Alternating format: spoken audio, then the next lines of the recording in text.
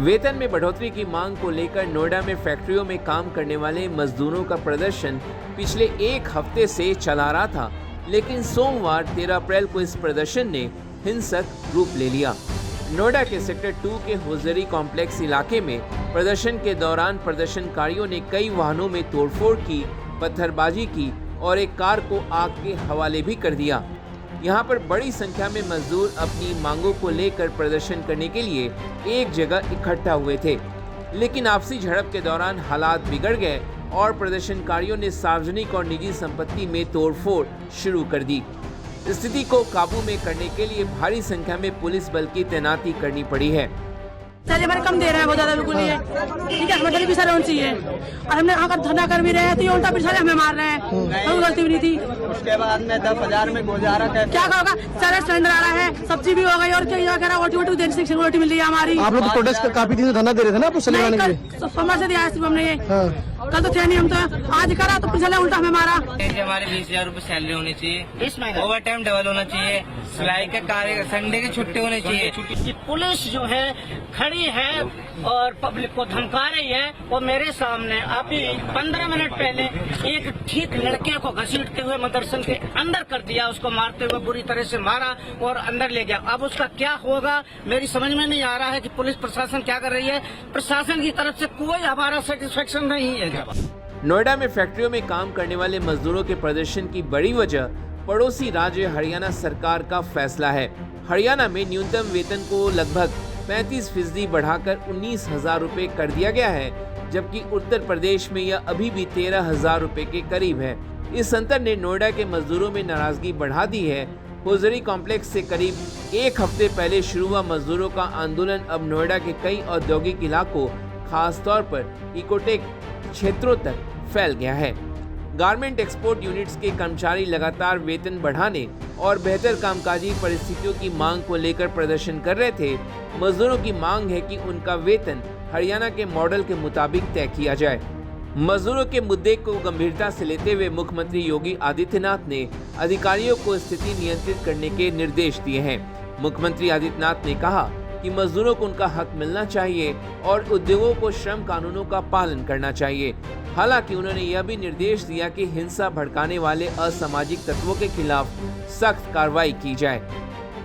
नोएडा में आंदोलन करने वाले सभी लोगों से मैं अपील करूंगा कि वो प्रदेश में शांति के लिए कम से कम ऐसा कोई कदम ना उठाएं जिससे कानून व्यवस्था को कोई बाधा पैदा होती है। चूंकि उनको जानकारी में है, प्रदेश की जानकारी में है, इसलिए आंदोलनकारी लोगों से मैं कहूँगा कि किसी के बहकावे में ना आए। उनकी कोई यदि समस्या है, मांग है, तो सरकार के साथ बैठे, सरकार उनकी समस्याओं का समाधान करने में आगे बढ़ेगी। आज जो नोएडा में आज देखने को मिला है, जहां तमाम गाड़ियां जला दी गई हैं और पुलिस को भी भागना पड़ गया वहां से।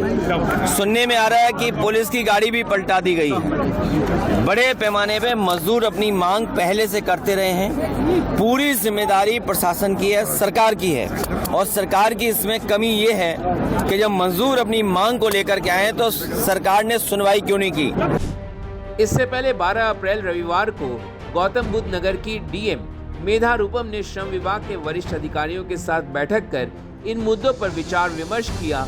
उन्होंने कहा कि सभी औद्योगिक इकाइयों को निर्देश दिया गया है कि ओवरटाइम का भुगतान दोगुनी दर से किया जाए, हर श्रमिक को साप्ताहिक अवकाश दिया जाए और साप्ताहिक अवकाश पर अगर कोई श्रमिक काम करता है तो उसका भुगतान दोगुनी दर से किया जाए।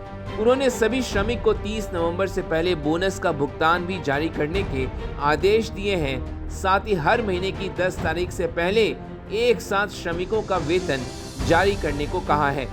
डीएम मेधा रूपम ने श्रमिकों के आंदोलन के बीच शांति और कानून व्यवस्था बनाए रखने की अपील की है। नोएडा प्रशासन ने एक कंट्रोल रूम का भी गठन किया है, जहां श्रमिक अपनी शिकायत कर सकते हैं। कि पिछले 2 से 3 दिवस में सभी औद्योगिक इकाइयों के साथ विस्तृत रूप से बैठकें रखी गई हैं और निम्न निर्देश प्रदान किए गए हैं, जिनका अनुपालन सुनिश्चित किया जाएगा। पहला निर्देश, ओवरटाइम का भुगतान दुगनी दर से किया जाएगा। साथ में प्रत्येक श्रमिक को साप्ताहिक अवकाश प्रदान किया जाएगा। पुलिस ने बताया कि हालात पर नजर रखी जा रही है और स्थिति को नियंत्रण में रखने के लिए न्यूनतम बल का इस्तेमाल किया जा रहा है। मजदूरों से शांति बनाए रखने और अफवाहों पर ध्यान न देने की अपील की गई है। इससे पहले साल 2013 में भी श्रमिकों ने वेतन समेत तमाम मांगों को लेकर जोरदार हंगामा किया था। तब भी बेकाबू भीड़ ने औद्योगिक इकाइयों में तोड़फोड़ और आग तक लगा दी थी। श्रमिकों के प्रदर्शन को देखते हुए नोएडा पुलिस पूरी तरह सतर्क है।